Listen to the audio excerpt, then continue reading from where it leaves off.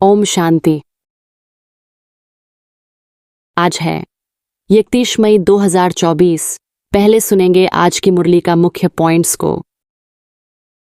बाबा ने कहा, सेवा भले करो लेकिन व्यर्थ खर्च नहीं करो। आलस्य व अलबेलेपन का भी त्याग कर दो, तब संपूर्ण निर्विकारी बन सकेंगे। बाबा ने कहा, बाबा के साथ सर्विस करने वाले तुम ब्राह्मण ही हो जिनको खुदाई खिदमतगार कहा जाता है। बाबा ने कहा, मनुष्य अपने को बहुत अक्लमंद समझते हैं, परंतु बाप कहते हैं भ्रमरी जितना भी अक्ल नहीं है। जिस समय जिसका जो पाठ होगा उसी समय आएंगे, वृद्ध को पाते रहेंगे। बच्चों के लिए मुख्य बात है पतित से पावन बनना। तुम बच्चे ही जानते हो, हम सच्ची सच्ची सत्यनारायण की कथा व अमरनाथ की कथा सुन रहे हैं।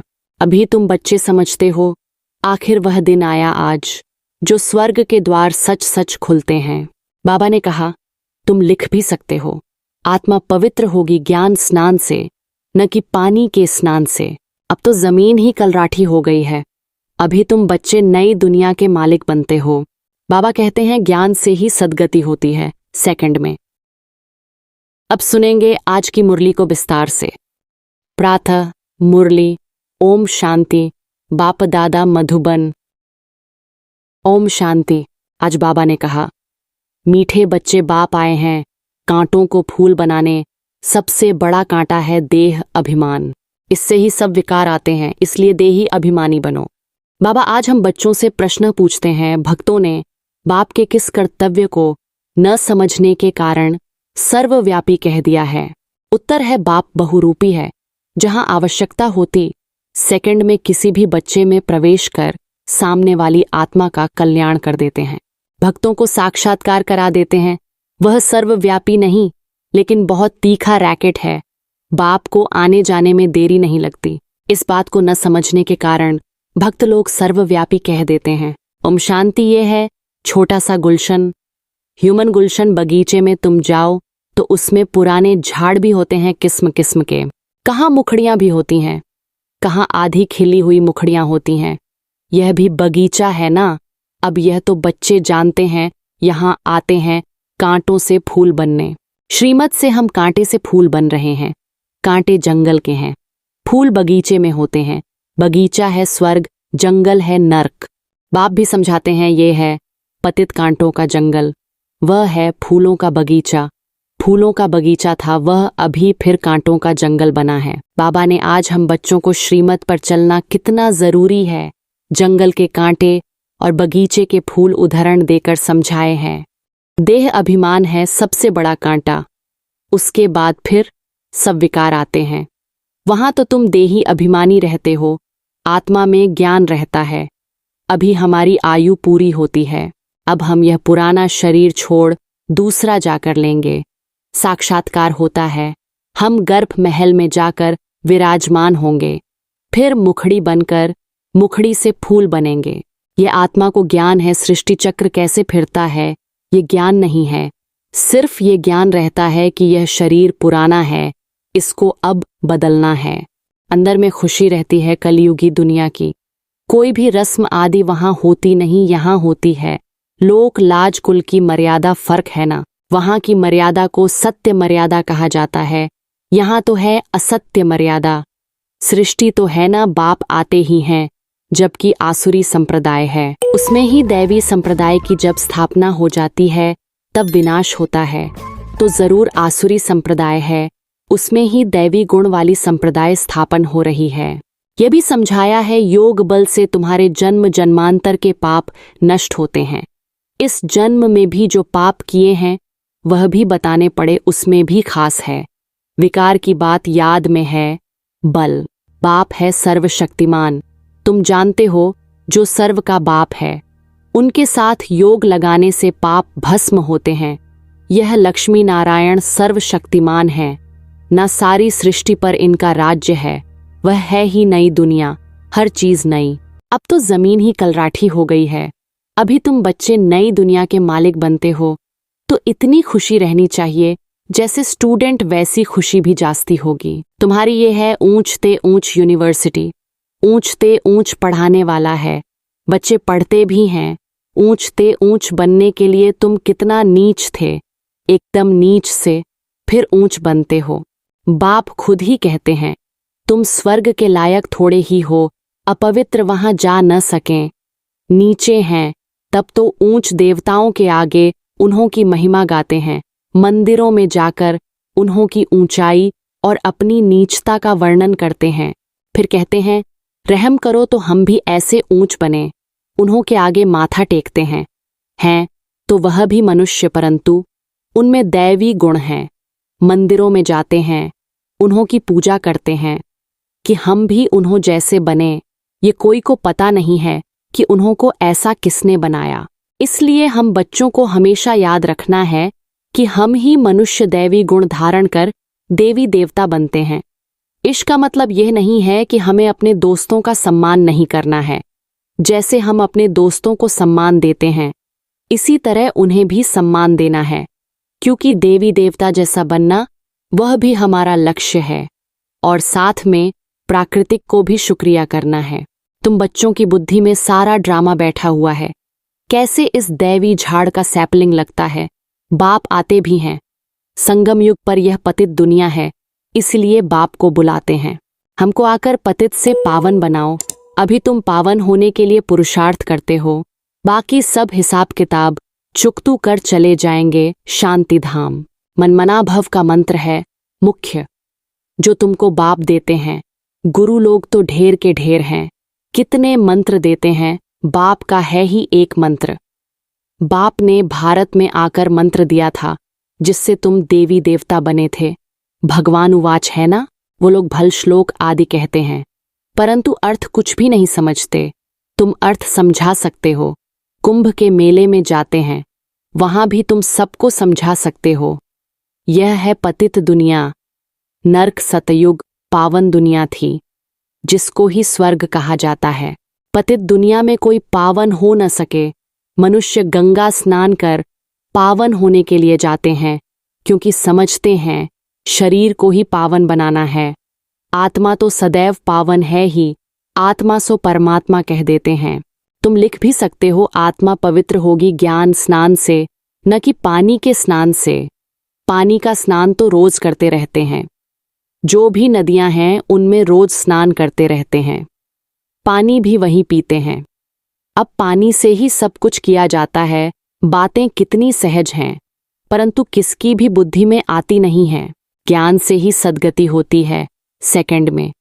फिर कहते हैं, ज्ञान इतना अथाह है जो सारा समुद्र स्याही बनाओ, जंगल को कलम बनाओ, धरती को कागज बनाओ, तो भी अंत नहीं हो सकता। बाप भिन्न भिन्न पॉइंट्स तो रोज समझाते रहते हैं। बाप कहते हैं, आज तुमको बहुत गुह्य बातें सुनाता हूं। बच्चे कहते हैं, पहले क्यों नहीं सुनाया? अरे पहले कैसे सुनाएंगे? कहानी शुरू से लेकर नंबरवार सुनाएंगे ना। पिछाड़ी का पाठ पहले कैसे सुना सकेंगे? यह भी बाप सुनाते रहते हैं। ये सृष्टि चक्र के आदि मध्य अंत का राज्य तुम जानते हो। तुमसे कोई भी पूछे तो तुम झट रेस्पॉन्स कर सकते हो।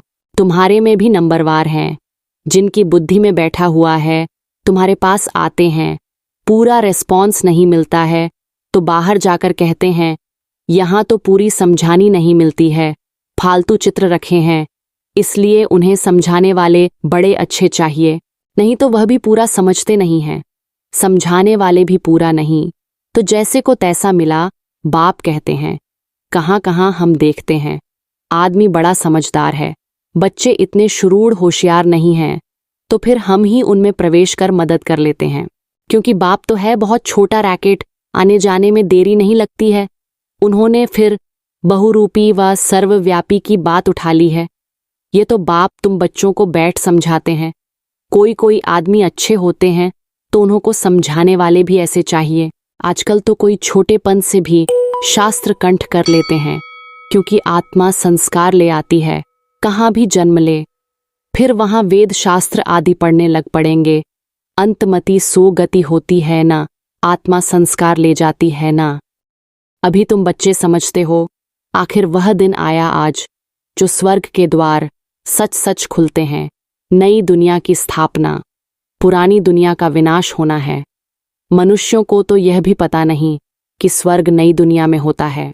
तुम बच्चे ही जानते हो, हम सच्ची सच्ची सत्यनारायण की कथा व अमरनाथ की कथा सुन रहे हैं।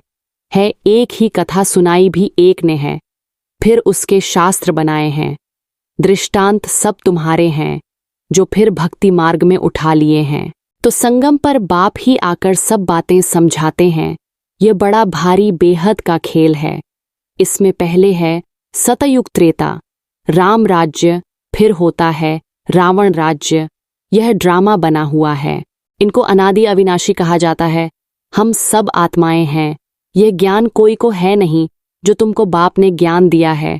जो भी आत्माएं हैं उन्हों का पार्ट ड्रामा में नूंधा हुआ है।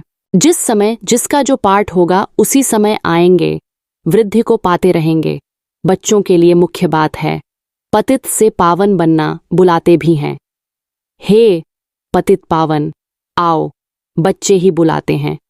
बाप भी कहते हैं हमारे बच्चे काम चिता पर बैठ भस्म हो गए हैं। यह हैं यथार्थ बातें। आत्मा जो अकाल है उनका यह तख्त है, लोन लिया हुआ है। ब्रह्मा के लिए भी तुमसे पूछते हैं यह कौन है? बोलो देखो लिखा हुआ है, भगवानुवाच मैं साधारण तन में आता हूँ। वह सजा हुआ श्री कृष्ण ही 84 जन्म ले साधारण बनता है। साधारण ही फिर वह कृष्ण बनता है। नीचे तपस्या कर रहे हैं, जानते हैं हम यह बनने वाले हैं। त्रिमूर्ति तो बहुतों ने देखा है, परंतु उनका अर्थ भी चाहिए ना। स्थापना जो करते हैं फिर पालना भी वही करेंगे।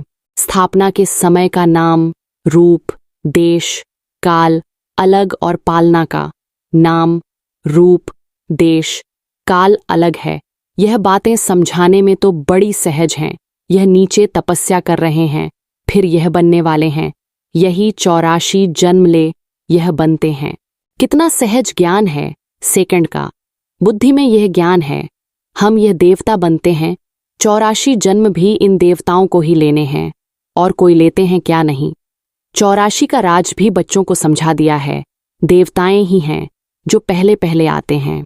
खिलौना होता है ना मछलियों का। मछली ऐसे नीचे आती है, फिर ऊपर चढ़ती है, वह भी जैसे सीढ़ी है। भ्रमरी, कछुए आदि के भी जो मिसाल दिए जाते हैं वह सब इस समय के हैं। भ्रमरी में भी देखो कितना अक्ल है। मनुष्य अपने को बहुत अक्लमंद समझते हैं, परंतु बाप कहते हैं भ्रमरी जितना भी अक्ल नहीं है। सर्प पुरानी खाल छोड़कर नई ले लेते हैं। बच्चों को कितना समझदार बनाया जाता है, समझदार और लायक। आत्मा अपवित्र होने के कारण लायक नहीं है, तो उनको पवित्र बनाए लायक बनाया जाता है। वह है ही लायक दुनिया। यह तो एक बाप का ही काम है जो इस सारी सृष्टि को हेल से हेवन बनाते हैं। हेवन क्या होता है ये मनुष्यों को पता नहीं है। हेवन कहा जाता है देवी देवताओं की राजधानी को। सतयुग में है देवी देवताओं का राज्य। तुम समझते हो सतयुग नई दुनिया में हम ही राज्य भाग्य करते थे। 84 जन्म भी हमने ही लिया होगा। कितना बार राज्य लिया है और फिर गवाया है, यह भी तुम जानते हो। राम मत से तुमने राज्य लिया है, रावण मत से राज्य गवाया है। अभी फिर ऊपर चढ़ने के लिए तुमको राम मत मिलती है, गिरने के लिए नहीं मिलती है। समझाते तो बहुत अच्छी तरह से हैं, परंतु भक्ति मार्ग की बुद्धि बड़ी मुश्किल से चेंज होती है। भक्ति मार्ग का शो बहुत है, वह है दुबन, दलदल, एकदम गले तक उसमें डूब पड़ते हैं। जब सभी का अंत होता है तब मैं आता हूँ, सभी को ज्ञान से पार ले जाता हूँ। मैं आकर इन बच्चों द्वारा कार्य कराता हूँ। बाबा के साथ सर्विस करने वाले तुम ब्राह्मण ही हो, जिनको खुदाई खिदमतगार कहा जाता है। ये सबसे अच्छे ते अच्छी खिदमत है। बच्चों को श्रीमत मिलती है, ऐसे ऐसे करो, फिर उनसे छांट कर निकलेंगे। यह भी नई बात नहीं है। कल्प पहले भी जितने देवी देवता निकले थे वही निकलेंगे। ड्रामा में नूंद है, तुमको सिर्फ पैगाम पहुंचाना है बहुत सहज। तुम जानते हो भगवान आते ही हैं कल्प के संगम पर, जबकि भक्ति फुल फोर्स में है। बाप आकर सबको ले जाते हैं। तुम पर अब भी बृहस्पति की दशा है, सब स्वर्ग में जाते हैं। फिर पढ़ाई में नंबरवार होते हैं कोई, पर मंगल की दशा, कोई पर राहु की दशा बैठती है।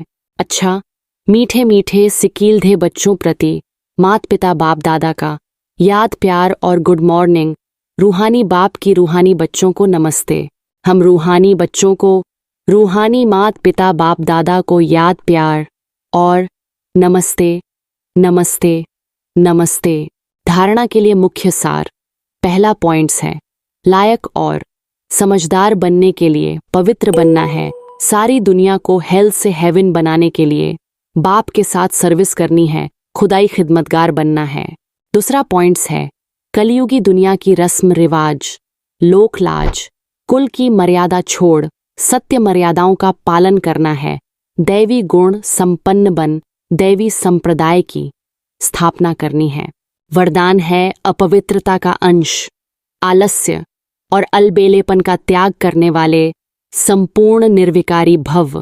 दिनचर्या के कोई भी कर्म में नीचे ऊपर होना, आलस्य में आना या अलबेला होना यह विकार का अंश है, जिसका प्रभाव पूज्यनीय बनने पर पड़ता है।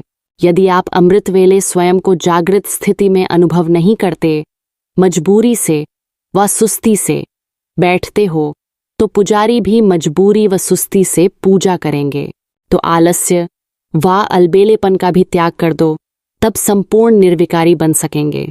स्लोगन है, सेवा भले करो लेकिन व्यर्थ खर्च नहीं करो।